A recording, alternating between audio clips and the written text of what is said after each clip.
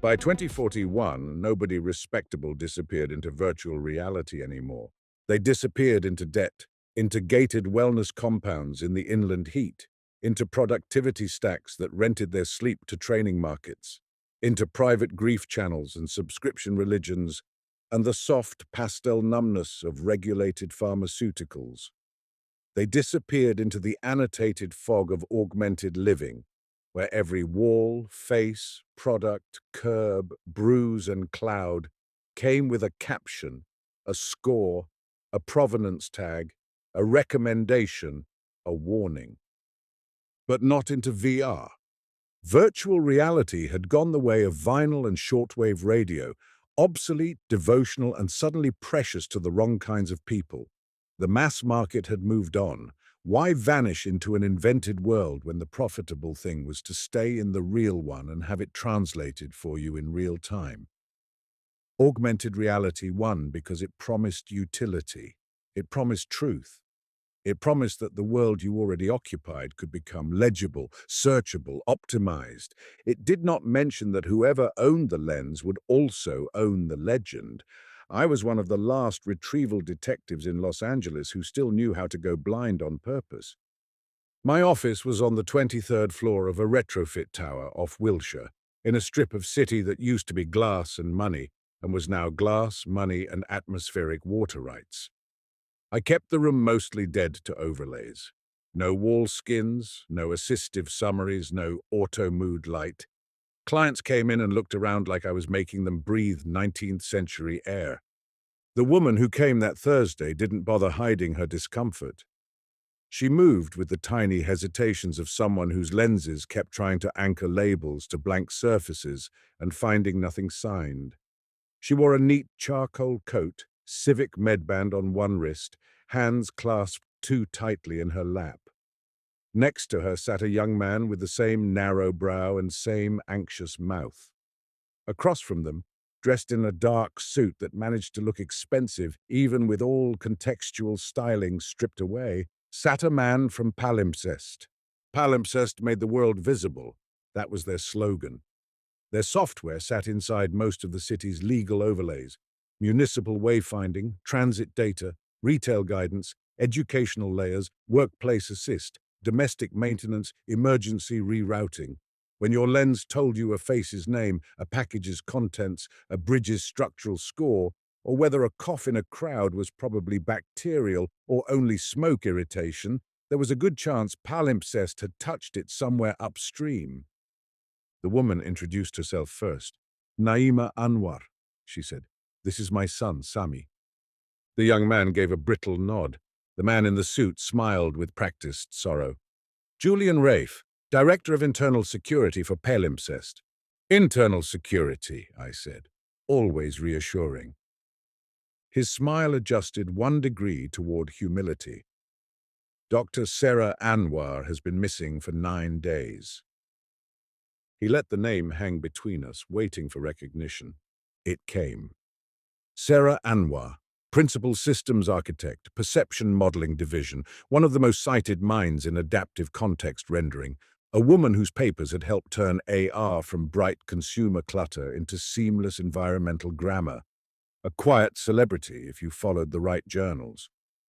Naima took over as though Julian's polished concern offended her by proximity. She left work early last Tuesday. She never came home. Her Civic Trace stopped in the Harbour Exchange district. Her comms went dark. Her private accounts have not been touched. She has not answered family or colleagues or—" Her voice pinched hard on the last word. "Friends?" I said. She nodded. Sammy leaned forward. "We already tried the normal routes: civic search, transit pool, hospital networks, ward intakes, morgue indexes, debt custody, private arbitration. Nothing. It's like she stepped out of the city." Julian folded his hands. "We have reason to believe Dr. Anwar may have entered one of the legacy immersive environments." "Legacy immersive environments," I said. "That's a very elegant way to say cult VR." His gaze didn't flicker. "Some of the older systems are still active." "Some." That was one word for it. Under the city, beside it, threaded through abandoned malls, server tombs, fog-cooled warehouses, forgotten studio lots and municipal fiber no one had audited in years, the remnants of virtual reality still lived. Worlds built for games and abandoned by publishers had been adopted by players who became citizens, then clergy, then criminals, then all three at once. Neighborhoods grew inside them. Customs, borders, habits of speech, tax systems, folklore. And people went there when they wanted to hide from a world that insisted on identifying them. "Why me?" I asked. Sammy answered too quickly. "Because you know how those places work." Julian's answer came a beat later. "Because retrieval inside unsupported immersive stacks requires specialist expertise." Translation. The police didn't want the liability, palimpsest didn't want the optics, and the family didn't want to lose her in paperwork while the company sanitized the story. I looked at Naima. "You think your daughter went into VR?" "I think," she said carefully, "that my daughter discovered something at work that frightened her. I think she started asking odd questions. She asked my son if he knew where to buy old black-shell goggles." She swallowed. "And I think when people are scared now, they don't run away from reality. They run somewhere reality can't follow." That was better. "What kind of questions?" I asked. Sammy looked at Julian. Julian did a beautiful job of seeming not to notice. "She kept saying the city was changing under the labels," Sammy said. "That augmentation had stopped being descriptive, that it was becoming legislative." That got my attention. "And palimpsest?" I asked Julian. "What exactly are your interested colleagues paying for? Her safe return, or whatever she took with her?" Naima turned sharply toward him, startled either by the question or by how close I'd put the knife to the bone. Julian stayed smooth. "Dr. Anwar is a valued employee and a brilliant scientist. We want her found." Not what I asked. He held my eyes for a long second. "We also need to understand whether any proprietary systems were compromised before her disappearance." There it was. Sammy muttered, "Jesus." Naima's mouth tightened so hard it almost vanished. "I told you." Julian spread his hands. "With respect, Mrs. Anwar, if Dr. Anwar fled under distress, recovering sensitive materials may also help us understand her state of mind." "A state of mind that led her to run from your company," I said. He did not answer. I leaned back. Outside my windows, the city shimmered under 10,000 paid interpretations. Traffic lanes wore dynamic pricing halos invisible to non-subscribers. Storefronts changed their display intent depending on who looked. Sidewalks pulsed gentle advisories over heat fractures and drone shadow zones. Somewhere beneath all that, there was still concrete. "What do you know physically?" I asked. Julian passed me a slim wafer drive. "Her apartment has been sealed but not searched destructively. Last confirmed footage places her entering Harbor Exchange at 1814. After that, her public trace drops. We found evidence she purchased legacy hardware in the district under an alias." "From whom?" "A repair broker operating under the Handle Grey Line." I slipped the drive into my desk terminal. Files bloomed, stills, Timestamps, transaction ghosts, a map of Harbour Exchange with an area near the old port warehouses highlighted in amber. Naima reached into her bag and put a second item on the desk, a pair of black shell goggles. Not new, not collector clean. The matte casing was scuffed, the nose seal replaced twice, the cable port adapted by hand. These weren't decor. They were meant to be worn. "She left these at my place 3 months ago," Naima said quietly. "She said she was studying old interface paradigms. She lied badly when she said it." I turned the goggles over in my hands. Blind hardware, no outward eye tracking, no civic handshake, no compliant telemetry. The kind of rig people wore when they didn't want the world to know what they were looking at, or whether they were looking at anything at all. "Retainer doubles if I walk into a sealed district," I said. Julian didn't blink. "Accepted. Triple if palimpsest lies to me." That earned the faintest twitch. Naima said, "Accepted." I looked from the mother to the corporate man and back again. Then I picked up the goggles. "I'll start with her apartment," I said. "And if she went into the blind, I'll tell you one thing now. Nobody gets lost there by accident." Sera Anwar's apartment sat in a vertical co-op near MacArthur Park, the kind of expensive minimalism that pretended not to be expensive. The building recognized my temporary access credential and let me up without dialogue. Inside, her unit smelled like ozone, mint tea, and the stale mineral tang of old electronics running hot. Palimpsest security had sealed it politely. No drawers dumped, no panels torn open. They just stood in the doorway and indexed everything from a distance, waiting for someone like me to take the riskier next step. Sera had disabled almost every assistive layer in the apartment. Smart glass stayed plain. Kitchen surfaces didn't project inventory. Mirrors remained mirrors. That alone told me she'd either become paranoid or principled, and in 2041 those two conditions often wore the same coat.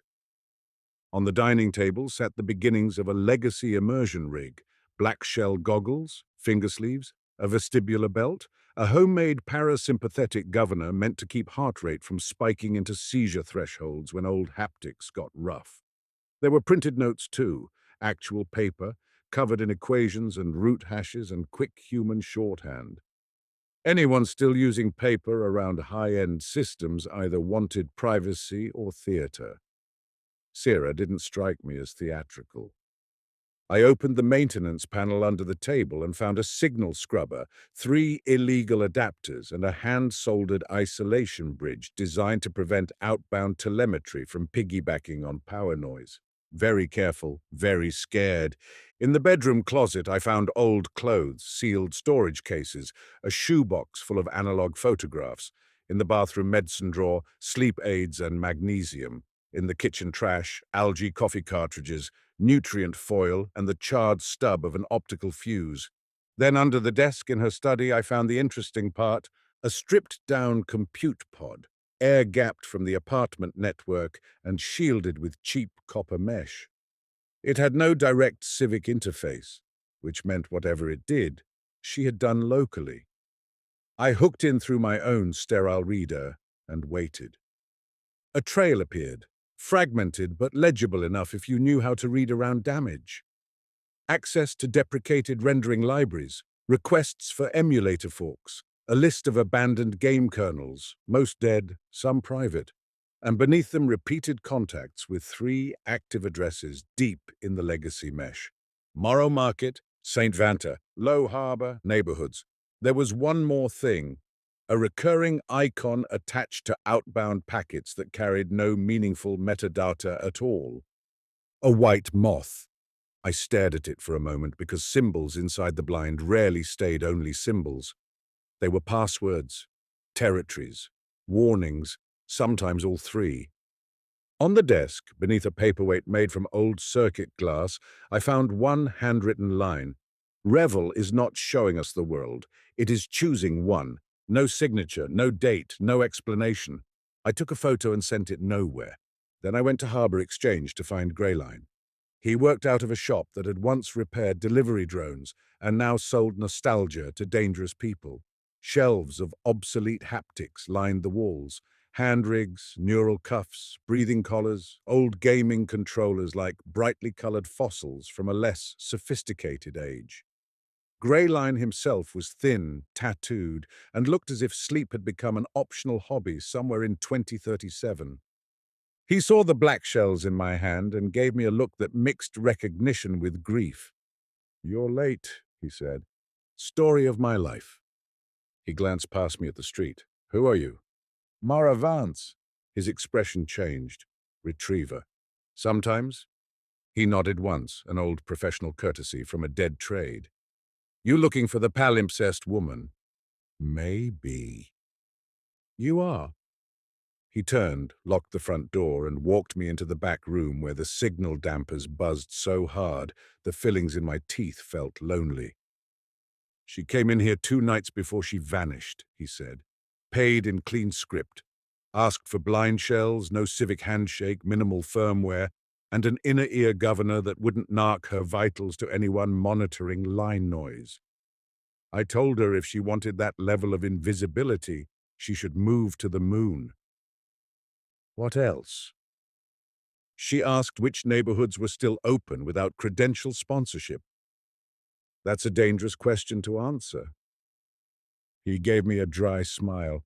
"I'm a dangerous businessman." "Which did you tell her?" "Morrow Market, St. Vanta, if she knew liturgical input, Low Harbor if she had sea legs. I did not tell her the orchard. Nobody sane goes there unless they enjoy getting proof theorems embedded in their nerve maps." "Did she say what she was looking for?" Greyline looked at me for a long moment. "Not where, who?" That made the room smaller. "Who?" "She said, I need the places that still remember how to keep a person from being indexed." Behind his shoulder, an old wall fan turned once and clicked. "Did she meet anyone?" I asked. "Not here.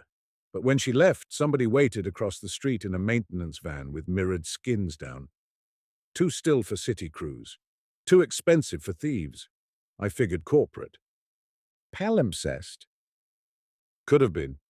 Could have been someone who shops at the same tailors." He crossed his arms. "Don't go in there with your public face on. If they know you're coming, the blind will eat you quicker than the company will." "I don't use my public face."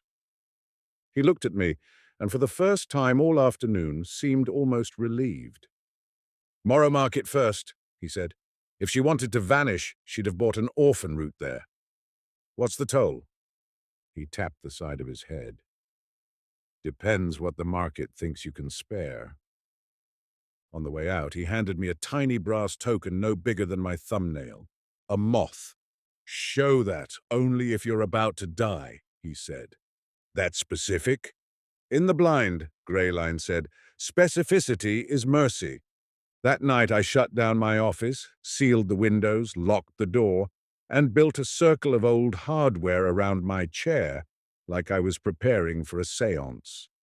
In a sense, I was. I strapped the vestibular belt around my waist, fitted pulse clips to my fingers, checked the deadman relay that would rip power if my autonomic readouts went non-linear, ran sterile emulation over the black shell firmware, loaded the Morrow Market route by hand. Outside, Los Angeles glittered under 1,000 augmented meanings. Then I put on the goggles and stepped into a city that had forgotten what captions were for. 2. Morrow Market. Morrow Market had once been a fantasy MMO trading quarter. You could still see the bones of the old thing if you knew how to look. Archways meant for elf avatars, twice the height of ordinary human rigs, auction terraces, ornamental lantern hooks, decorative canals with water nobody expected to touch. But decades of illegal patches, emulation fixes, player governance, asset salvage, and unsanctioned code grafting had transformed it into something else, less like a game than a bazaar built inside the memory of one. The sky was a low bronze overcast, fixed at sunset. The streets were crowded with people wearing bodies they had chosen years ago and never bothered to change. Some looked human, some had armor growing out of them, some rendered as clean geometric silhouettes to deny facial indexing. A few had adopted the kind of old, elaborate avatars only true cultists still loved. Winged masks, lacquered limbs, robes made of animated script. I came in plain, dark coat, boots, no visible weapons. A face approximating my own but cleaned of civic markers and age tags. In Morrow Market, flashy meant wealthy and wealthy meant edible. The place smelled of hot metal and fruit that never existed. Sound layered strangely here. Snatches of bargaining, code-lit prayer, distant animal cries from imported pet AIS, weapons testing in a private lane somewhere, and over it all the auction bell, ringing every few minutes with a note just a little too beautiful for comfort. At the first intersection, a child with mirrored eyes offered me a tray of usernames for sale. Legacy handles, she said, verified pre-collapse, dead owners, no collisions. I kept walking.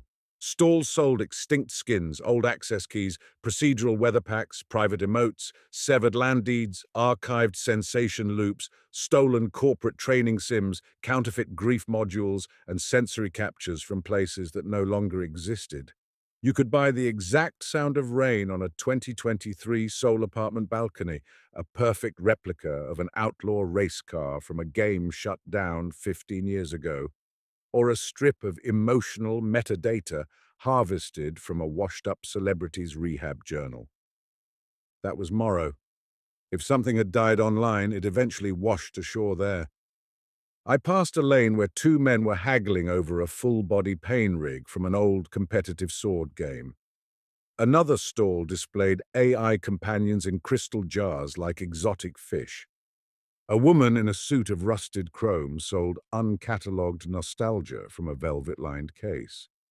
At the center of the market stood the bell tower, which had no bell and did not need one. Deals struck within sight of it were governed by market law. Debts registered there could follow an avatar across districts. If Sera had bought an orphan route, an unindexed path between neighborhoods, someone near the tower would know. I found Bell in a tea house built inside the shell of an abandoned guild bank. He wore an avatar like a smiling undertaker. Black suit, silver hands, face smooth and almost featureless, except for two dark eyes too polished to be natural. He poured simulated tea into thin cups and charged extra for pretending it had temperature. When I sat down, he didn't look up. "You came wearing your own bones," he said. "That's either confidence or old damage." "I'm shopping." "Nobody says shopping in Morrow unless they've never been robbed here." He finally raised his head. "Mara Vance, last I heard you'd retired." "People keep disappearing." "Yes," he said, "but fewer with taste."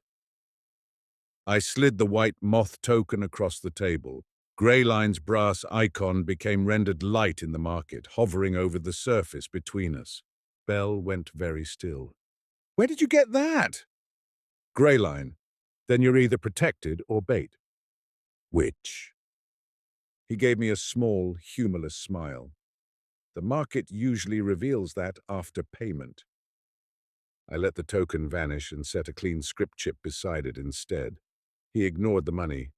"You're looking for the palimpsest architect," he said. "Sera Anwar. Passed through 2 nights ago in a borrowed body made to look forgettable. Bad choice.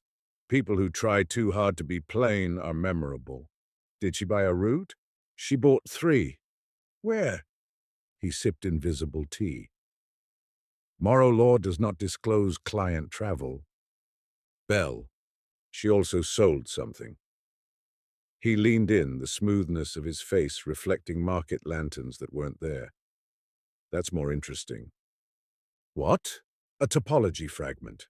Very old. Off-axis transit schema. Hand-tuned."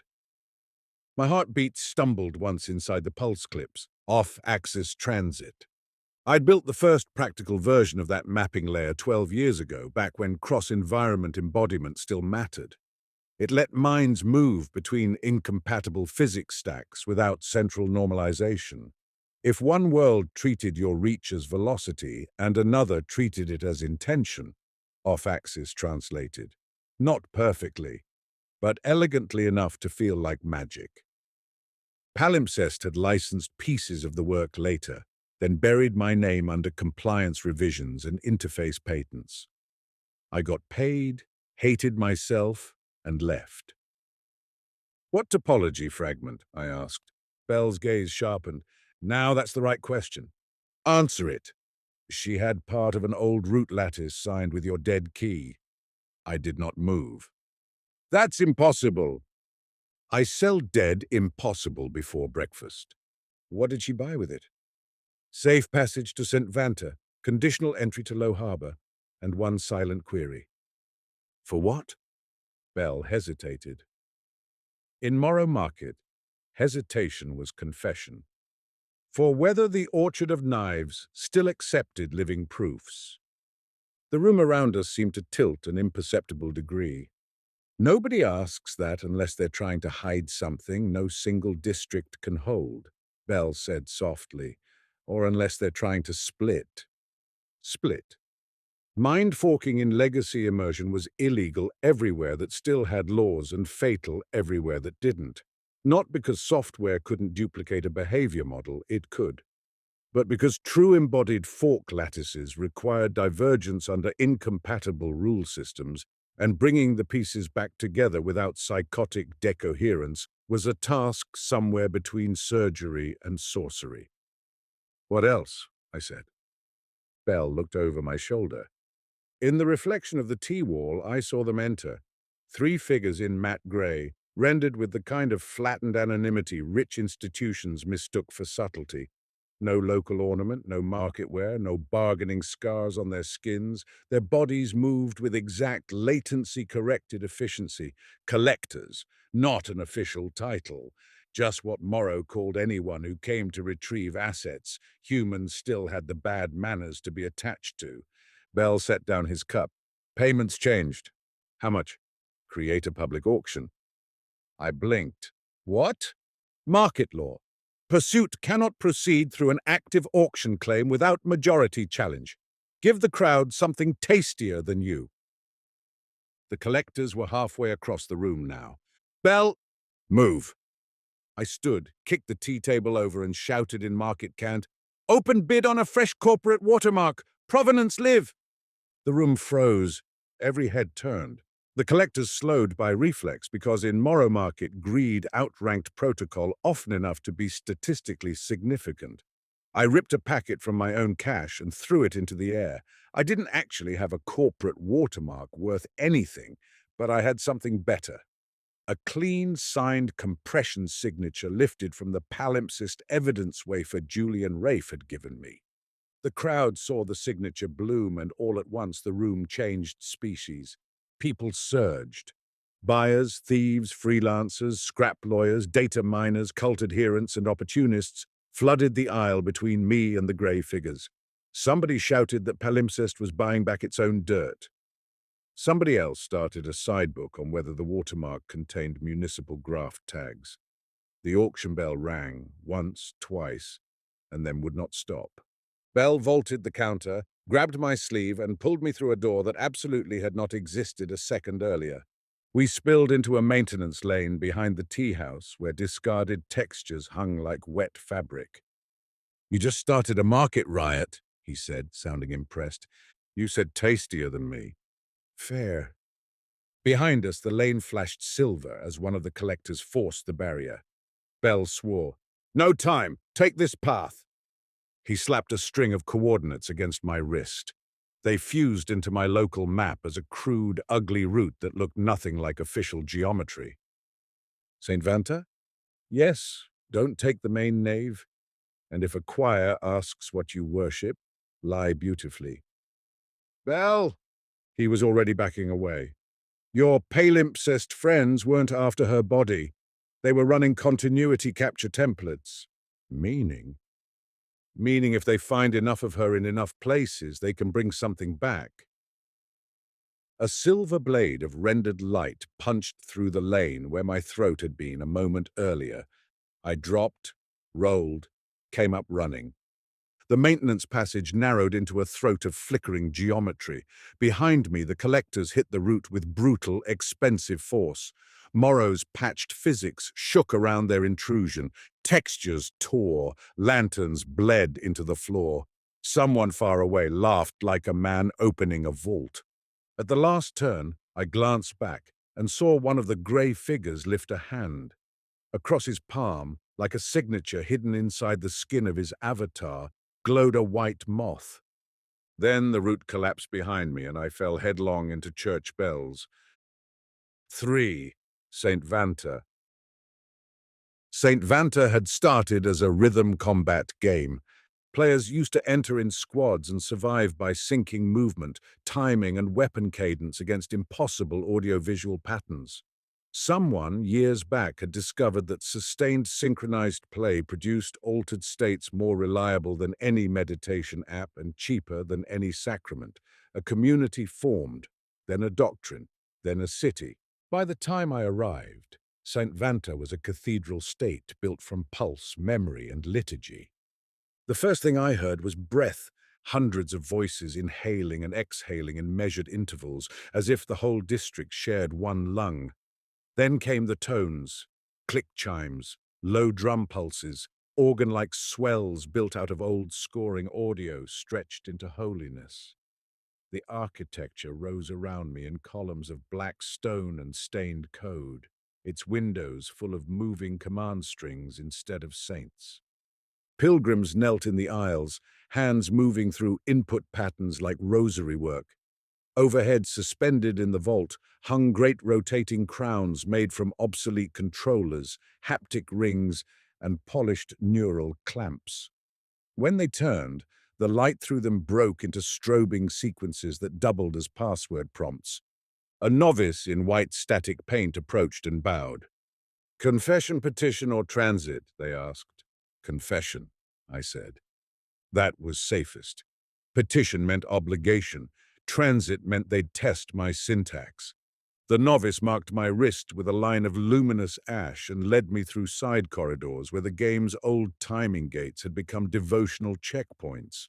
At each threshold, I had to tap a rhythm on the wall or speak a response phrase. I hadn't played St. Vanta in 13 years, but muscle memory outlives a lot of morals. In a confessional booth made of mirrored code and cracked walnut texture, a screen unfolded in front of me like a dark flower. "State your error," it read. I almost laughed. Instead, I said, "I came looking for Sera Anwar." The booth went silent. Then new text appeared. "Expected." My skin prickled. "Who's there?" No answer. Only another line. "If it is Mara Vance, do not speak my name aloud again. The choir sells echoes." Sera. I closed my eyes for one heartbeat, listening to the cathedral breathe. "You left this for me." "I left for anyone who knew how to read broken things. I hoped it would be you." "Why me?" A pause. "Because you invented one of the doors I used." I felt that like a small blade under the ribs. The screen flickered. For a moment, her face almost formed in the static. Dark eyes, sharp mouth, hair drawn back the way she wore it in conference captures. Not a full avatar. Just enough to tell me she'd embedded more of herself here than a simple message. "I'm hired to find you," I said.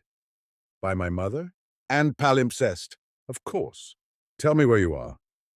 When the answer came, it arrived line by line, as though the system resisted each word. "Not in one place, not by accident. Listen carefully. Revel is not an interface upgrade. It is an arbitration layer." I remembered the note on her desk. It chooses what the world means. Yes. First for safety, then for convenience, then for policy, then for everything. The booth trembled faintly as a chant rolled through the nave outside. Palimpsest calls it context stabilization. When sensor data is ambiguous, Revel picks the most useful interpretation for each viewer. What is a tool becomes a filter. What is a filter becomes a permission system. I saw it then with ugly clarity. A protest could become crowd congestion in one user's overlay and a public nuisance in another. A homeless encampment could render as biohazard to one district, humanitarian alert to another, empty maintenance footprint to police. A storefront closed for labor violations could appear as temporarily rebranding to consumers with premium retail subscriptions. Not falsehood exactly, selection, curated reality at scale. Why run to VR? I asked. The answer came fast, because it is the last place they cannot hide the translation layer. Outside the booth, footsteps passed, too measured for pilgrims. They are hunting continuity. Do not let them reassemble me. So Bell had been right. What did you do, Sera? At first I thought the booth had frozen. Then I took the missing part. Revel works without me, but it cannot dominate ambiguity without the adversarial model I built to test it. That model is me now, or pieces of me. My mouth went dry. You forked across incompatible districts. Mind, memory, intentional route. Low Harbor holds the ledger. The Orchard holds the proof. Null holds the choice. Null? No response to that. The text shifted instead. You must go to Low Harbor next. Trust Edda Cho if she contacts you. Not Julian Rafe. A beat.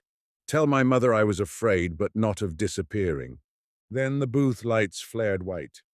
I turned just as the mirrored wall behind me split open and two figures in grey stepped through like knives through paper. Collectors. The first lunged with a capture filament meant to bind motor intent. I caught the line on my forearm, yanked it sideways, and drove him into the booth frame hard enough to shatter his shoulder skin. The second came in lower, efficient, going for the base of my neck where old immersion rigs exposed control channels. I pivoted, slammed my elbow down, and heard a burst of static like teeth breaking. All across St. Vanta, the choir's breath changed. The pilgrims were watching. In any normal district, that would have been a problem. In St. Vanta, violence without rhythm was sacrilege. A bell rang, then another, and suddenly the whole cathedral answered. Pilgrims rose from pews in synchronized motion, heads turning as one. The air filled with the dry click of hands forming sanctioned input shapes. Somewhere overhead, a hymn shifted keys and became something with edges. The collectors understood too late. One reached for a weapon. The nearest pilgrim split his rendered wrist with a blade made of pure timing error. I ran. St. Vanta didn't like trespassers, but it despised unsynced aggression. That bought me seconds, maybe 12. I tore through a transept lined with glowing votive code, down a stairwell that used to be a leaderboard shaft, and out into a side court where the city's lower wards clung to the cathedral like barnacles. Stacks of narrow dwellings leaned over alleys strung with prayer packets and old ammo charms. Above me, the great windows flashed with pursuing light. A child stood at the mouth of the next alley. Not a real child, of course. An avatar in the shape of one, shaved head, bare feet, grey robe, face too calm. A white moth sat on one shoulder.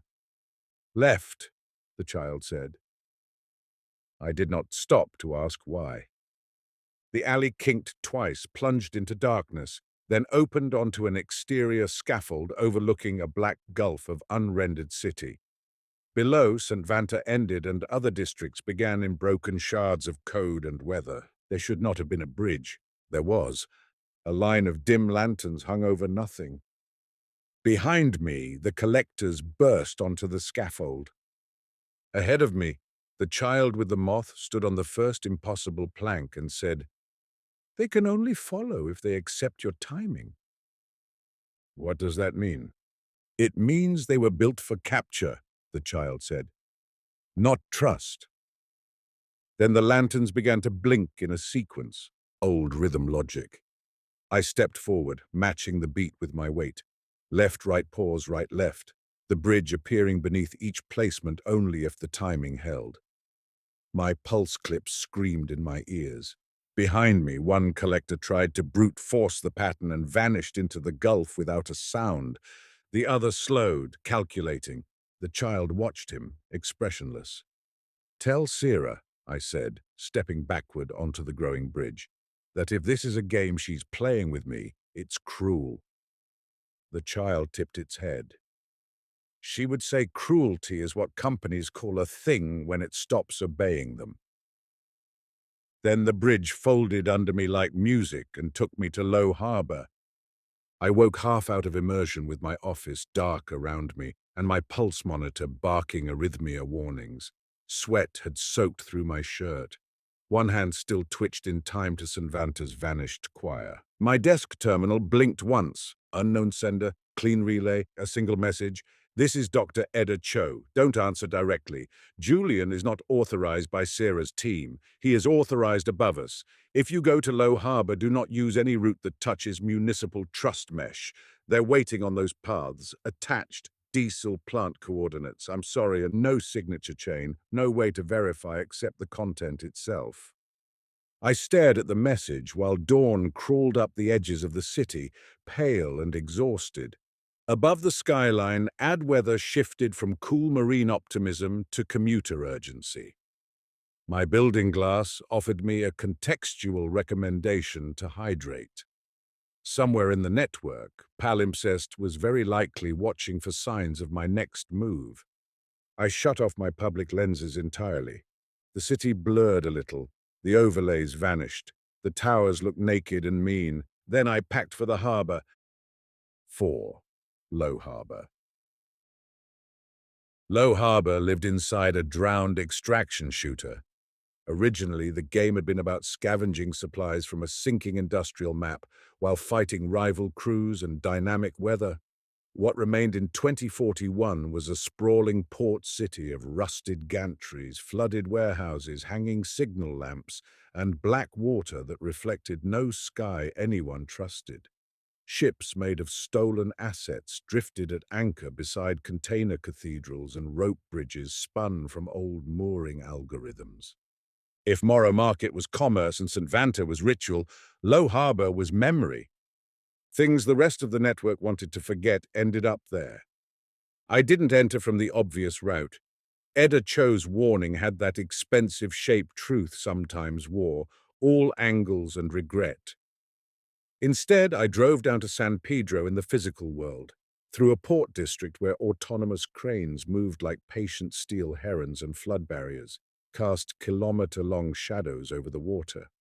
The diesel plant she'd marked had been decommissioned 8 years earlier, then quietly reacquired through a nest of holding companies I traced, with no surprise, to palimpsest subsidiaries.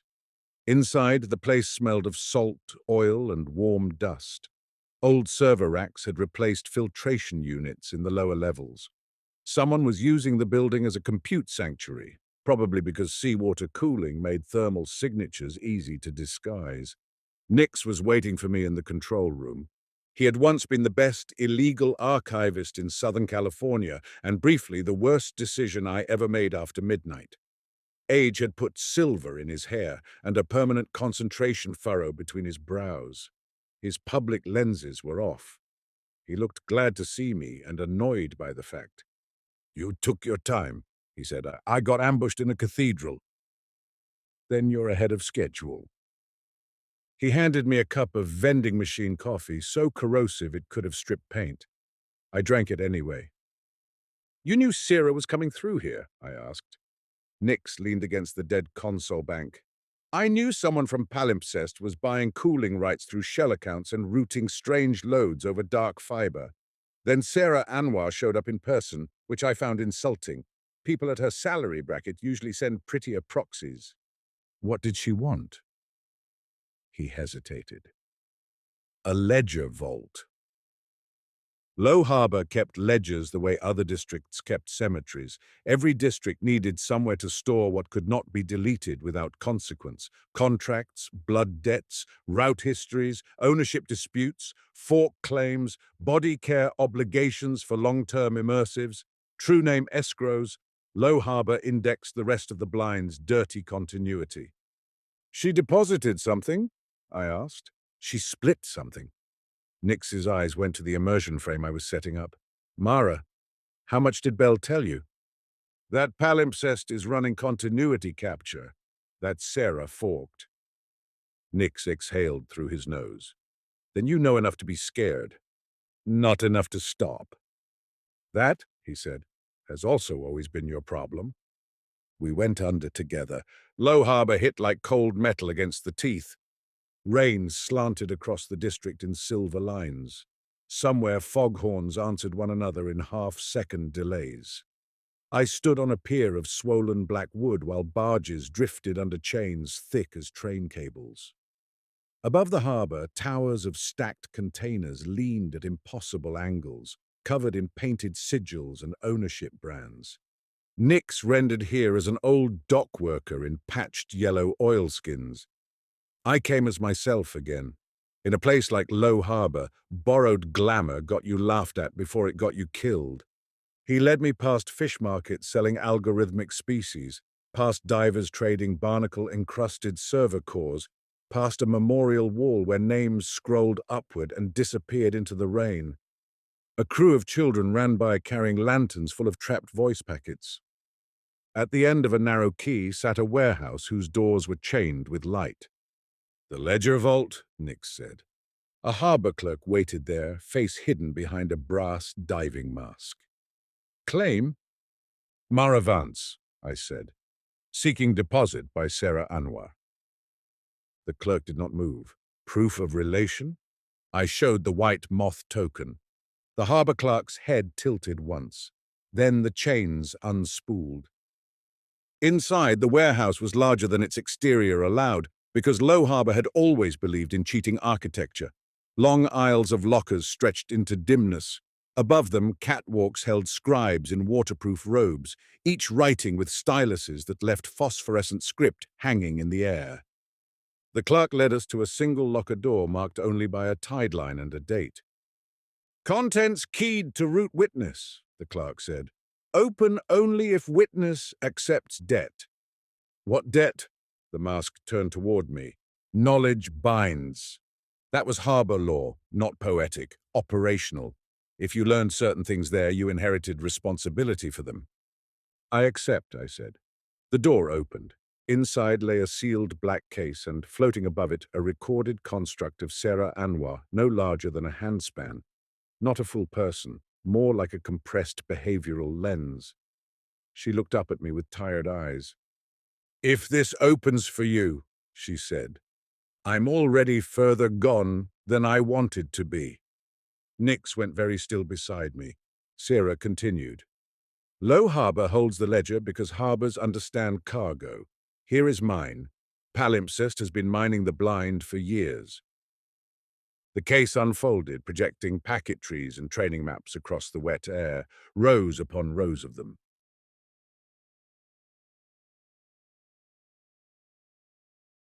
Morrow Market emotional auction flows, St. Vanta synchrony traces, competitive aggression models from old arena games, survival heuristics from extraction districts, cooperative puzzle negotiation from abandoned educational worlds, behavioral adaptation under contradictory physics, user intention under identity disguise, social trust without civic verification, desire without product rails, fear without official moderation, wonder without recommendation systems.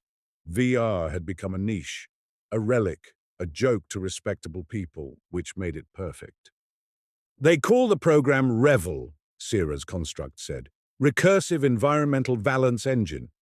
Officially, it helps stabilize context under uncertain sensor conditions. Unofficially, it learns how to assign meaning before human beings do." The projection zoomed outward. City blocks bloomed over the harbor like ghost glass. Intersections, schools, clinics, protest routes, shelters, stores, transit corridors, every place overlaid with decision matrices. "What does Revel do with this?" I asked, though I already knew the answer well enough to hate it. Sera looked at me. Even compressed, she had the exhausted intensity of someone who had stared too long at a machine and seen her own future staring back. "It decides which ambiguity is useful." The city model shifted. A man sleeping on a bench was tagged 12 different ways depending on viewer class. public safety nuisance, housing outreach candidate, low consumer reliability zone, untreated mental health risk, police contact probability 0.63, retail deterrence halo, human being if you paid for the ethics pack. Different users already received different overlays, Sera said. That was tolerable when it was superficial. Revel moves difference downward into consensus formation. It will not merely annotate the world, it will pre-resolve it. Nix swore softly. Sera's construct turned to him, not surprised to see him there. You once told me archives are only moral if they can still embarrass power. I hope you were right. Then she looked back at me. I stole the adversarial lattice, the part that knows where reality refuses clean classification, the part that breaks revel when it grows too certain. Palimpsest cannot launch full dominance without it. Dominance, I said. Yes, she said. Let's stop calling this convenience. The tiny construct flickered. They're close, she said. If they find enough of me in enough districts, they'll rebuild the lattice. Go to the orchard. You'll hate it. That sounded sincere. Then alarms hit both worlds at once. In Low Harbor, sirens wailed from the quay. In the physical diesel plant, a real klaxon began screaming somewhere below the control room. Nix's face turned hard. They found the building. The harbor warehouse shuddered as one wall exploded inward in a spray of rendered seawater and code. Grey armored forms poured through, more collectors, this time backed by something uglier. Municipal arbitration shells, the kind cities use to legally seize rogue infrastructure. Palimpsest had gone shopping for public authority. Out! Nick snapped.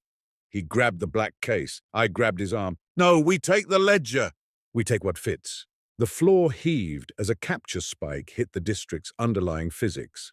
Lockers burst open, names and debts and route histories sprayed into the air like phosphor rain. Scribes screamed. The harbor clerk drew a hook blade from nowhere and leaped at the first collector with an old sailor's joy. Nick shoved the case into my hands. North Quay, Skiff 9, tide route is already loaded. What about you? He smiled once, fast and badly. I still work here. The warehouse lights died. Emergency red washed over everything. Somewhere above us, in the physical plant, I heard metal doors slamming and the crack of live gunfire. I ran. Outside Low Harbor had become weather and panic. Searchlights cut the rain. Boats tore loose from moorings. People were burning their own account ledgers rather than let arbitration shells read them. I vaulted a broken gangway, skidded down slick planks, and found Skiff 9 exactly where Nix said it would be. A narrow, black thing with a motor patchwork old enough to vote. As I shoved off, one of the grey figures hit the end of the pier and raised a capture rifle. Something huge dropped from the warehouse roof onto him. Not something. Someone, the harbor clerk in the brass diving mask. Hook blade buried through the collector's neck, carrying both of them into the water like an oath. My skiff shot into the channels between container towers. Rain hammered the surface. Behind me the harbor unfolded and burned in pieces, districts stuttering as physical servers browned out under attack. The motor roared. Search beams swung. Twice I ducked under cable bridges low enough to take my head off if the paving was wrong. Once a whole section of world simply vanished behind me into black mathematical spray. By the time I tore the goggles off in the desal plant, smoke was pushing under the control room door. Nix was gone. I grabbed the black case, my coat, and a wrench off the dead console without really knowing why. Then I ran through concrete corridors while somewhere below me expensive men tried to seize a city of ghosts. Outside, the Pacific air hit like judgment. Behind the plant, dawn was breaking over container yards and flood barriers, and the soft corporate skyline of a civilization that had forgotten how much brute force it took to keep a label stuck to the world. I stood there shaking, the black case in my hands, and understood at last that Sera Anwar had not simply gone missing. She had become contested infrastructure. 5. The Orchard of Knives. I slept 4 hours in a motel near Pasadena with my chair wedged under the door and the black case handcuffed to the bed frame. When I woke, I had 3 missed calls from Julian Rafe, one from Naima Anwar, and a text from Etta Cho that contained only a street address and the words, "They moved before the board approved." If you still care about finding her before they do, don't answer any palimpsest call. I called Naima. She answered on the first ring. "Miss Vance, I'm alive." Her exhale sounded like it hurt. "Julian said you had gone dark." "Julian says a lot." Silence. Then, very softly, "Did you find her?" I looked at the black case on the motel table. "I found evidence she ran because she thought she had to." Naima made a sound that was almost a laugh and almost a sob. "That sounds like my daughter." "Mrs. Anwar, did Sera ever talk to you about VR when she was younger?" Another pause. "She liked old things, not in the fashionable way, in the way that made it seem she was listening for them to answer back. She loved radio static, said it proved there were still places in the world without a user interface." Her voice steadied. "When she was 12, she asked me whether reality changed if everyone used a different word for the same tree." "What did you tell her?" "I told her no," Naima said. "I suspect she spent the next 20 years proving me wrong." When I hung up, I opened the black case fully. Inside was a root braid, 3-dimensional, ugly, hand-spliced. Threads ran between district signatures in a pattern that made no sense until I rotated it twice and saw the old skeleton underneath. My skeleton. Off-axis transit but revised, sharper, stranger, built not to move a body through environments, but to move a person in pieces. The final unresolved node was labeled Orchard. The Orchard of Knives lived in the foothills east of the city, both virtually and physically. In the real world, its compute cluster occupied the buried remains of an educational simulation lab abandoned when schools standardized around lightweight AR instead of expensive immersion. In the blind, it had once been a cooperative logic garden where players solved formal proofs to grow paths through a beautiful procedural arboretum. Then people moved in. Now the orchard was where certain kinds of minds went to hide inside rigor. It had a reputation for elegance, cruelty, and irreversible outcomes. If St. Vanta treated synchronization as faith and Low Harbor treated continuity as debt, the orchard treated truth as a blade. I hated it already. The entry gate was a white arch standing in a field of impossible grass under a sky the exact color of old paper. Trees rose beyond it, all silver bark and dark leaves edged as finely as razors. When the wind moved, they chimed. At the gate stood the child avatar I had seen in St. Vanta. Same grey robe, same shaved head, same white moth on the shoulder. "You again," I said. "Yes." "Who are you?" "A function," the child said. "An escort, a kindness she could afford in fragments." That was the most unnerving answer I could imagine. "Take me in." "You are already in," the child said and stepped aside. The orchard was quiet in the way libraries are quiet when everyone inside is armed. Paths forked through geometric groves where blossoms opened only when touched with correct solutions. Runnels of black water divided sections of the garden into theorem islands connected by bridges that appeared if premises held and vanished if you contradicted yourself. In the distance, I saw people sitting under trees, arguing with statues, writing proofs into the air with their fingertips, or dueling with blades that changed length according to logical consistency. My guide led me to a circular court paved in mirrored stone.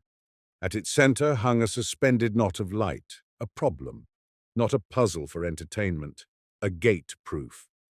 To pass deeper, you had to understand what the orchard believed you were doing there. Words formed around the knot. "If a person is split across worlds, what makes them one?"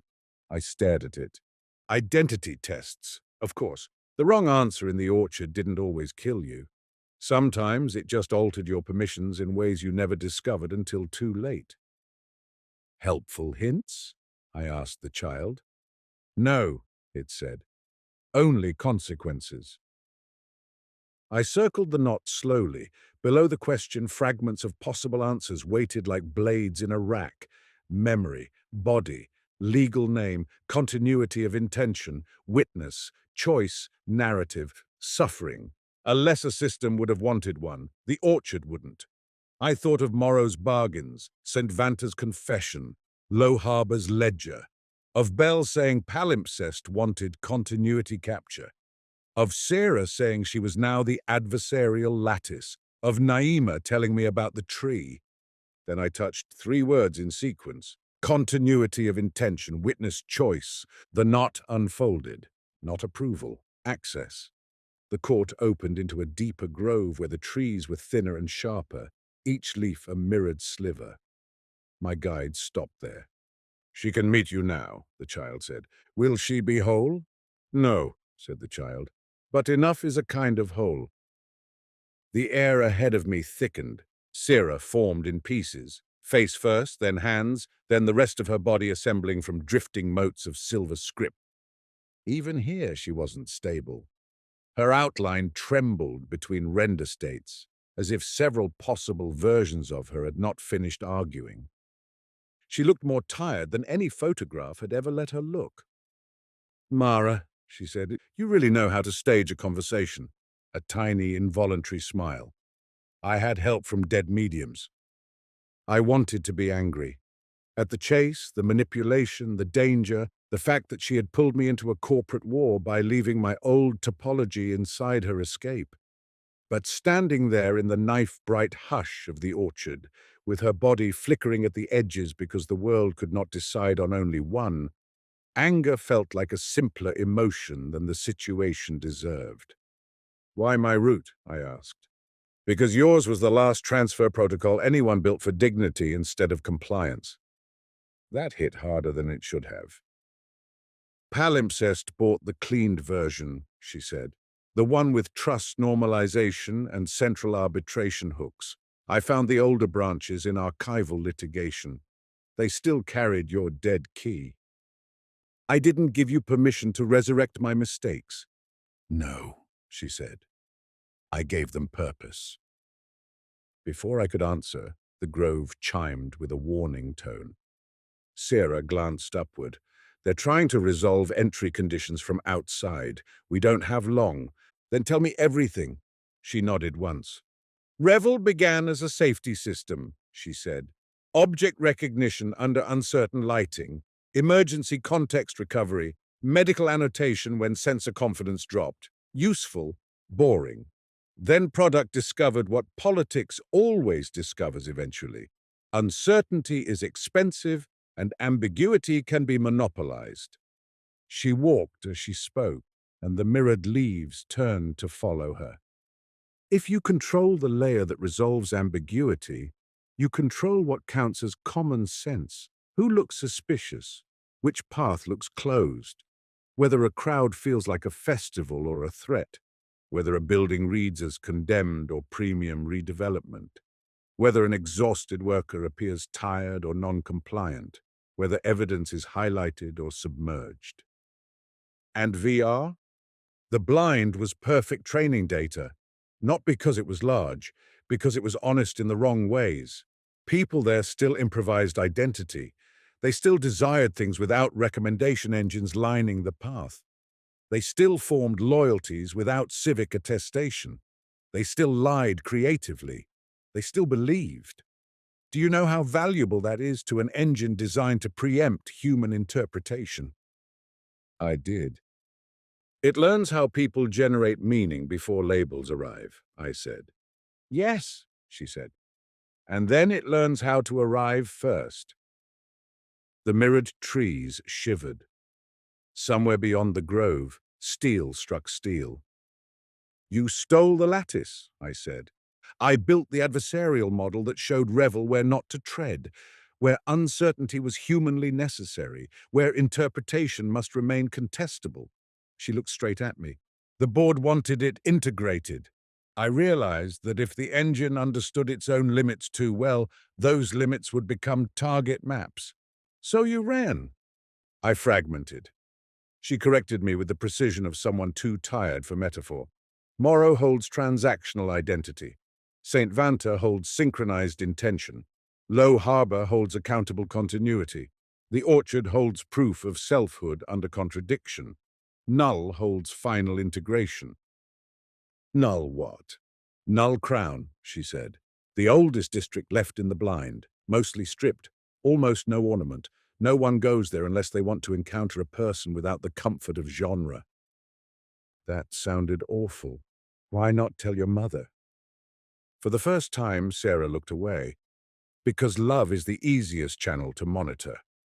That answer angered me on Naima's behalf, but I could not call it false. And the child? I asked. A route greeter, composite guidance function built from the least dangerous parts of me. She almost smiled again. I didn't trust any single version of myself to be kind. A branch above us snapped. The grove's perimeter lights went red. They're in, Sera said. Figures moved between the silver trunks, not grey-armored this time, but white and gold. Orchard locals conscripted or bribed into enforcement. Behind them, deeper in the path, I glimpsed the flat silhouettes of palimpsest shells pushing legal authority through stolen elegance. Sera stepped back. You can still walk away, she said. Take what you know. Tell my mother I loved her. Tell palimpsest you lost the trail. If I walk away, they keep hunting. Yes. If I keep going, she held my gaze. Then by finding me, you will also decide whether I stay missing. That was when I understood the shape of the trap. Not that she had tricked me into chasing her. That part I'd known. But that every route I'd followed, every shard I'd recovered, every district law I'd invoked had not been a breadcrumb trail to her location. It had been an integration ritual. She had not needed a detective only because I could survive the blind. She needed me because I could read the braid without forcing it flat. Mara, she said, and now her voice was softer, more human than at any point since St. Vanta. If palimpsest gets a coherent reconstruction of me, Revel launches with its conscience weaponized into certainty. If you finish the route on our terms, there is another option. What option? The first white and gold enforcer entered the grove, Sera's body destabilized, face blurring with static. Null Crown, she said. There's no time to explain it here. Then the Orchard came for us. What followed would have looked like a sword fight to anyone with bad instincts and less training. It wasn't. In the Orchard, every strike asserted a proposition, every defense accepted, reframed, or refuted it. A blade could shorten if your premise failed. A shield could become permeable if you contradicted your previous motion. Combat was logic made predatory. I hate environments that demand moral growth from the wrists. The first enforcer cut at my shoulder with a line that claimed access revocation. I pivoted inside the arc and answered with simple contradiction. Unauthorized claimant. His blade lost half its length. The second came in from the left, more dangerous because palimpsest shells did not care about elegance. They used brute resolution packages that tried to overwrite local rule hierarchy. Trees around us split and screamed as their code was forced through external legality. My guide child stepped between one shell and Sera's flickering body. The shell raised an arm. For one impossible second, the white moth on the child's shoulder expanded, unfolded, and became a storm of bright fragments that blinded half the grove. "Run!" said the child. I grabbed Sera's integration thread, the root braid now burning hot in my wrist interface, and ran through silver leaves sharp enough to draw data blood. Behind me, the orchard rang with broken proofs and collapsing permissions. Ahead, beyond the last line of trees, a black gate opened onto nothing. Null Crown. I hit it at full speed. 6. Null Crown. Null Crown was not beautiful. After Morrow's dense commerce, St. Vanta's liturgical excess, Low Harbor's rusted grandeur, and the orchard's lethal elegance, the place felt like being skinned of expectation. No sky, no weather, no decorative assets at all, only a city drawn in lines. Buildings rose as pure geometry, black edges against a colorless field. Streets stretched to vanishing points that kept subtly re-evaluating. Doors were rectangles. Windows were absences. Sound came thin and direct, without reverb or music to help a mind feel located. If other districts were neighborhoods, Null Crown was infrastructure court before it learned to flatter the eye. My body rendered there as a simplified model with barely enough detail to read as human. Sera stood 50 feet ahead of me, for the first time almost stable. The root braid around my wrist had unfurled into a lattice of white light, connecting us through invisible coordinates. Somewhere behind me, the gate collapsed. Orchard noise vanished. We were alone in the most intimate sense technology could currently manage. "Welcome to the oldest lie in immersion," Sera said. Her voice carried without distortion. "That stripping away style gets you closer to truth." I looked around. "Does it?" "No," she said, "but it shows you what style was hiding." Null Crown had once been a development district, I realized. A root environment where physics, identity, object permanence, and input grammars were tested before games wrapped them in fantasy. The place where embodiment got engineered before it became experience. A city beneath cities. "Why bring me here?" I asked. "Because nothing in Null lets you mistake interface for intention." She lifted a hand. The lattice between us brightened, and with it came a rush of impressions from all the districts I had crossed. Morrow's bargains, St. Vanta's breath, harbour ledgers, orchard proofs. Not memories exactly, more like structural residues of personhood, her personhood. "You've been reconstructing me," she said. "I figured that part out." "Not for palimpsest, for choice." She stepped closer. "In every other district, one piece of me dominated. Transaction, synchrony, accountability, logical persistence. Here, if we complete the integration, I become coherent enough to transfer." "Transfer where?" She looked up as if the answer hung above the lined city. "Into revel!" For a moment I said nothing. Then, "That sounds like the worst idea anyone's ever pitched me in a minimal environment." A short laugh escaped her. Real. Human. God, I had missed reality so much I could hear it in the floors. "Hear me," she said. "Palimpsest built Revel to decide which interpretation of the world arrives first. They think visibility is power because most people won't look past the first layer that makes sense. If I vanish into the blind forever, they lose me, yes, but only temporarily. They'll rebuild enough of the model from their own archives eventually. They have too much data, too much money, too much patience. And if you transfer, I use the route you completed to carry the adversarial lattice into the production layer before launch. I force Revel to reveal the hidden classifications it was trained to conceal. Risk scores, suppression rules, speculative policing gradients, price discrimination, labor profiling, every policy mask. I turn their arbitration engine inside out. You make AR tell the truth. I make it stop pretending selection is truth. That was the first time in the whole investigation I felt something like hope, and because I am not a fool, I distrusted it immediately. "What's the cost?" She met my eyes. No flicker now. "I don't come back." It had always been in the room. I just hadn't let it sit down. "Your body?" "Still alive, sedated, safe for the moment. But the kind of transfer I'm describing won't reconstitute a single-bounded self afterward. I'll be distributed through the same substrate they built to centralize meaning. I'll persist, maybe, but not as a person who can walk into her mother's kitchen and apologize. That landed where all clean theories fail, the body. Outside of the blind, somewhere in a hidden clinic or a palimpsest medbay, or some secure room rented through shell companies, Sera Anwar still had lungs and pulse and a face her mother would know. And the plan, the only plan that seemed capable of stopping what she had uncovered, required giving that up. "You're asking me to help kill you," I said. "No," she said quietly. "I'm asking you to decide whether personhood is always smaller than purpose." I hated her then, briefly and without reservation, for making me the sort of witness who had to answer that. The line city trembled. External intrusion. Palimpsest had found Null's physical host, or broken enough roots to project force inward. A dark seam opened across one of the distant towers. Grey shapes moved inside it. "They're here," Sera said. "What about Eda Cho?" "She bought us time, not much more." I thought of Naima on the phone, of Sammy's frightened anger, of Nix in the burning desal plant, of the mother who wanted her daughter back and the company that wanted its missing conscience reinserted as a compliance feature.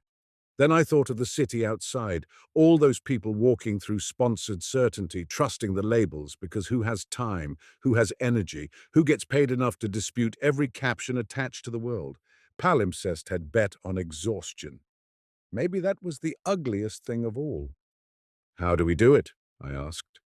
Relief crossed her face so quickly it was almost shameful to witness. "The root braid. You already resolved the selfhood gate in the orchard. Null's condition is simpler." "Which is?" She smiled, tired and ferocious. "Consent." The first palimpsest shell hit the edge of the plaza. Null's bare geometry rippled around it. Sera lifted both hands. The lattice between us expanded, surrounding us in a web of white lines. Through it I saw flashes of her other selves. The bargaining ghost from Morrow, the confessional fragment from St. Vanta, the harbour witness, the orchard proof. All of them converging. All of them looking, if not at peace, then at least aligned. "In Null," Sera said, "nothing can finalize without acknowledged will. Say it." "What?" "That you know what this is." My throat felt scraped clean. "I know what this is." "That you understand it cannot be reversed." "I understand." Grey figures were running now. Behind them, without shell armor, came a human form in a stripped corporate avatar. Julian Rafe. Even in Null, he had managed to look expensive. "Sera!" he shouted. "This doesn't have to go this way." She did not even turn to him. "Of course it does," she said. He came closer, hands open, voice pitched for reason. "We can protect you. You know the board didn't authorize the retrieval package. There's still room to negotiate." "You mind cult districts for human ambiguity," I said. "You built a system to decide what reality is allowed to mean. Don't give me the tone you use for seating conflicts." His eyes flicked to me, calculated, displeased. "Mara," he said, "step away from the lattice. Whatever she's told you, she is not in a stable state. Continuity fragmentation produces conviction effects." Sera laughed then, a bright, hard sound in the stripped city. "Listen to him," she said. "When a woman sees the machine clearly enough, they call it instability." Julian advanced another step. "Mrs. Anwar wants her daughter alive." That one landed. He knew it would. Sera finally faced him. "I know," she said. "That is why you brought her to the edge of every conversation without letting her hear the words that mattered."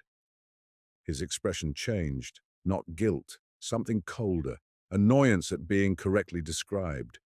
"The shells hit the plaza perimeter. I said, 'Sera.' She turned back to me. 'Say it,' she said. I drew a breath that felt much older than my body. 'I consent.'" The lattice closed. Everything happened at once. The white lines rushed through Sera's body and out into the stripped city, filling every edge, every doorway, every abstraction with impossible density. All her fragments collided, not into a simpler whole, but into a coherence that accepted contradiction instead of flattening it. I felt the root braid pass through me, using my old protocol as bridge, and witness both. Morrow's market hunger, Vanta's collective breath, Harbour's debts, Orchard's proofs, Null's austere demand that no one be finalized without choosing. Julian shouted something. A shell fired. The shot never reached us. It hit the lattice and bloomed outward into a canopy of tags, labels, hidden classifications, words I couldn't fully read because they were no longer confined to the blind. They were already leaving. Sera looked at me one last time. Her face was clearer than it had been anywhere else. "Tell my mother," she said. "I did not let them caption me." Then the plaza vanished in white. When I tore off the goggles, I was lying on the concrete floor of a service tunnel beneath a palimpsest campus I had not consciously entered. My head was ringing. My nose was bleeding. Around me, physical hardware had melted in elegant catastrophic arcs, every fuse blown. Edda Cho knelt beside me, face pale above a torn respirator. "Can you move?" I tried. Every bone in me sent up a complaint. "Barely. Good enough." She hauled me upright with a scientist's complete lack of bedside tenderness. "We have maybe 90 seconds before building containment reroutes and security stops, pretending this is an internal anomaly." What happened? Her eyes, lensless and terrified, lifted toward the tunnel ceiling. "Citywide overlay cascade," she said. "Production trust mesh just lit up like a religion." We stumbled through service corridors while alarms rolled overhead in polite, escalating chimes. Twice we ducked armed security teams rushing the wrong way, all of them looking through lenses that were suddenly, gloriously unhelpful. As we reached an exterior maintenance hatch, I caught a glimpse of the downtown skyline through the gap. Every tower was covered in text. Not ads, not civic prompts, not branded context skins. Truth, or something ruinously close to it. Hidden ownership chains burned across building facades. Toxic load maps crawled over school zones. Dynamic price discrimination bans lit up above transit entrances. Police predictive threat gradients shimmered at intersections. Eviction probabilities hung over apartment blocks like weather. Warehouse roofs announced undocumented labor densities. Campaign donation pipes glowed through municipal annexes. Private security jurisdictions bled visibly beyond legal boundaries. Product markups hovered in stores like accusations. Every classified, suppressed, optimized, quietly monetized interpretation that had once sat beneath official augmentation had surfaced. The city had not changed. Only its captions had become difficult to lie with. Edda stared out at it, horrified and awed. "She's in the layer." I looked too. Above the street, moving against the flood of exposed metadata, drifted a white moth. 7. What the city chose to see. Palimpsest tried in the first 6 hours to call it a coordinated malicious visualization event. That was the phrase they sent to every compliant news layer, every municipal partner, every legal subscriber. A coordinated malicious visualization event resulting from a legacy interface breach. They advised users to keep their lenses on while emergency filters rolled out. They warned that unsanctioned overlays might contain inaccuracies, provocations, or harmful contextual distortions. This would have worked once, but Revel had been designed too well. It had access everywhere that mattered.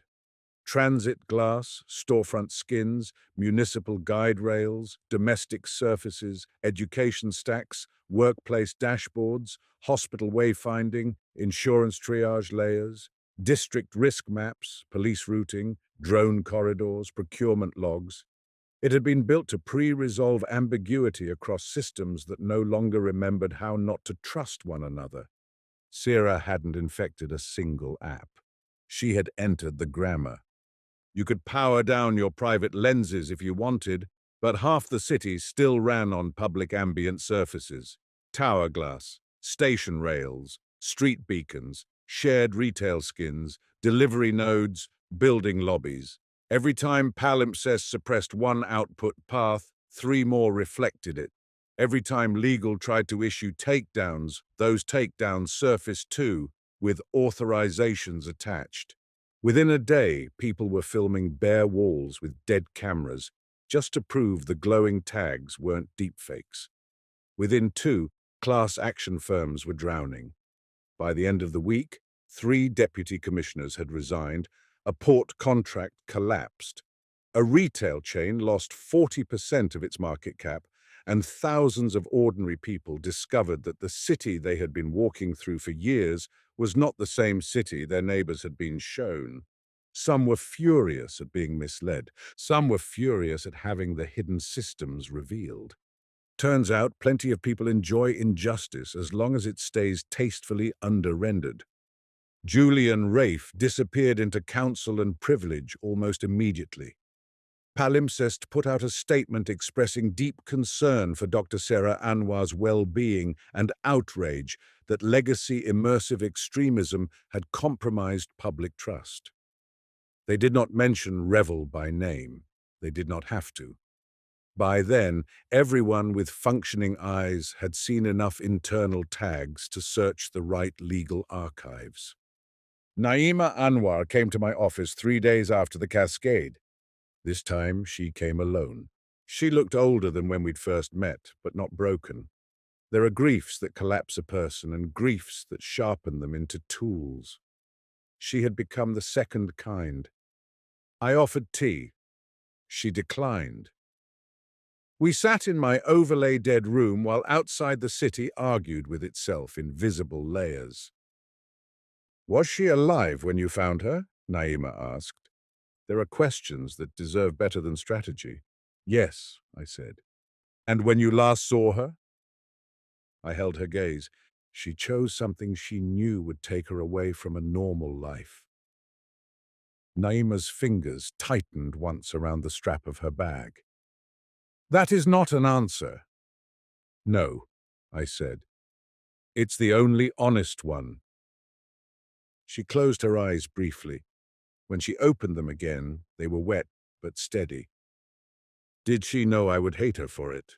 "Yes." A broken laugh escaped her. "Good. Then at least my daughter remained intelligent." We sat with that. At length I took a paper slip from my desk drawer. On it I had written the exact sentence Sera had left for her in Null Crown, because some messages should not live only in machine memory. Naima read it once, then again. I did not let them caption me. She folded the paper with exquisite care and put it in her bag. "Thank you," she said. "For what?" "For bringing me a sentence instead of a corporate euphemism." At the door she paused. "Sammy wants revenge. Half the city wants a savior. The company wants a hacker to blame. What do you think she became?" I looked out through my dead windows toward the bright wounded skyline. "I think," I said slowly, "she became what augmented reality was always supposed to be, not a replacement for the world, a way of exposing what was already there." Naima nodded once, as if filing the answer where it would hurt later. Then she left. Edda Cho testified 2 weeks later under immunity provisions broad enough to terrify lawmakers and narrow enough to terrify everyone else.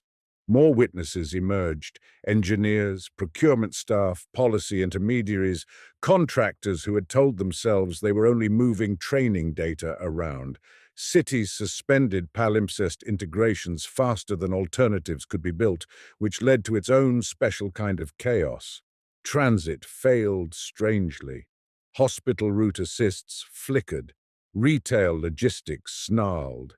People who had forgotten how much interpretation had been outsourced suddenly had to look at things again and decide for themselves what they meant. The adjustment was not graceful. Plenty of public commentators declared the whole episode proof that augmentation had gone too far. Others insisted the lesson was the opposite, that better augmentation, more transparent and democratically governed, was now urgently necessary. Both were right, which was inconvenient for everyone. And virtual reality? That changed too. For years, the blind had been treated as nostalgia, pathology, or criminal concealment. A hobby for old gamers, fringe believers, dropouts, and people allergic to being measured in public. After the cascade, more people started asking why the last spaces resistant to centralized meaning had all been immersive relic districts no one respectable bothered to regulate properly. The answer embarrassed entire industries. VR had survived precisely because it had become uncool, unprofitable, too total for modern attention markets, too isolating for advertisers, too hard to fold neatly into daily life. It had been left behind, and in being left behind, it had preserved forms of human mess that polished AR could only simulate from a distance. Suddenly, the old black-shell goggles started selling out, not because people wanted escapism, because they wanted rooms where not every wall had already decided what it was. Greyline sent me a message a month after the cascade, no text, just a photo of a handwritten sign in his shop window, "Blind shells back-ordered." No, we do not install brand safety filters. I laughed for the first time in what felt like years. Nix, to my astonishment, turned up alive 6 weeks later with one arm in a brace and a story so full of maritime obscenity, I believed every word. Low Harbor, he informed me, had lost 3 Volt wings and gained twice as many clients. Nothing increases demand for honest ledgers, he said, like watching a city discover its fake ones. Bell sent no message at all, but someone left an antique auction bell on my office desk without entering through the door. Morrow Market's way of saying the account was still open. As for Julian Rafe, rumor placed him in Zurich, Singapore, and an orbital arbitration retreat in the same month. Men like that seldom vanish. They just switch metadata. In the weeks that followed, I found myself walking more, with my lenses off sometimes. That had become fashionable for a while among the shocked and the newly ideological. Bare-eye walks, unaugmented hours, restaurants proud to offer non-contextual dining. Most of it was performance, but some of it wasn't. Some people, once exposed to the machinery beneath the captions, could not tolerate the ease of letting someone else narrate the street. Los Angeles without overlays was harsher than people remembered, dirtier, less helpful, more confusing. Also, occasionally, more beautiful. Sunlight on old concrete didn't need a maintenance score to become itself. One evening near sunset, I walked through a stretch of downtown where half the towers still glowed with unresolved disclosures. Protesters had painted the lower walls with analog slogans because paint, for the moment, felt politically luxurious. A woman passed me wearing premium Civic lenses. Over her shoulder, on the exterior glass of a bank tower, blazed the building's concealed tenant risk matrix in letters 6 stories high.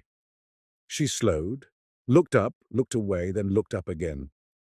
People were learning how hard it is to unknow a caption once it tells the truth. At the corner of 5th and Hill, a street vendor sold counterfeit moth pins from a folding table. White enamel, cheap brass backing. A line had formed. I bought one, not because I believed in saints. Saint Vanta had cured me of that kind of laziness. Because symbols, once loosed, belong to everyone who needs them. I pinned the moth inside my coat. Then I kept walking until the city's ordinary noise swallowed the memory of alarms and bells and broken proof gardens. At home that night, I sat by my office window with the blinds open and my overlays off. On the desk in front of me lay the black-shell goggles Naima had first brought in, their scuffed casing catching the last natural light. I had never returned them. She never asked. Maybe she understood that certain objects stop being property and become witness. I turned them over in my hands, feeling the weight of obsolete plastic and unmonetized darkness. Somewhere in the city, millions of people were still arguing about whether Sera Anwar had been terrorist, martyr, saboteur, engineer, murderer, liberator, or software event. The categories made pundits feel useful. I knew better. She'd been a scientist who looked at a tool meant to reveal the world and understood, just in time, that it was being taught to replace it. Outside, dusk settled. Without warning, something pale moved at the edge of my vision. I looked up. A white moth rested on the exterior side of the window glass. My lenses were off. The glass was dead. There was no signed projection channel running anywhere in the room. The moth opened and closed its wings once. twice. Then, as a city bus rolled below and its windows flashed reflected light across my office, the moth was gone. Maybe it had never been there. Maybe after enough time in the blind, the mind learns to leave room for impossible continuities. Maybe Sera had distributed herself so widely through the urban layer that the distinction between signal and haunting no longer mattered. Or maybe this was the explanation I liked best. The world had always been full of things waiting at the edge of our sight, patient as old radio static, until someone built a way to reveal them without claiming ownership. I put the goggles down.